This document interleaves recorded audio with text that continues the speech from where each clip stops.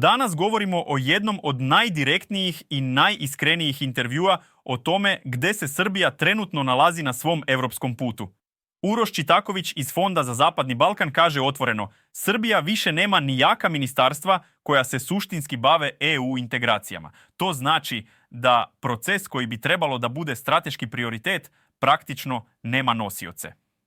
Fond za Zapadni Balkan postoji da poveže region, da financira projekte, kulturu, edukaciju, razvoj i saradnju. Ali, kako Čitaković ističe, najveći problem nije u donatorima, već u tome što u Srbiji gotovo niko ne objašnjava građanima šta EU zapravo jeste, koje prilike nudi i kakav razvoj donosi. On kaže da je EU, posle rata u Ukrajini, više nego ikada otvorena za prijem novih članica, čak su smanjili kriterijume. A mi smo u stagnaciji. Od 2012. po svim indeksima idemo unazad. Sloboda medija, demokratija, sigurnost društva. I zato se stvara osjećaj da Srbija stoji u mestu dok region ide napred.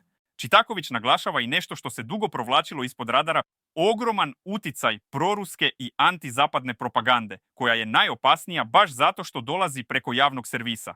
To utiče na percepciju građana i utiče na podršku EU integracijama, koja je danas najniža u regionu. On poručuje vrlo jasno: evropski put nije magija. On je set pravila, indikatora i procesa. A Srbija, umjesto da ide napred, godinama odbija da pregovara i zato nije otvorila ni jedan klaster. I možda najjača poruka u celom intervjuu jeste metafora: car je go.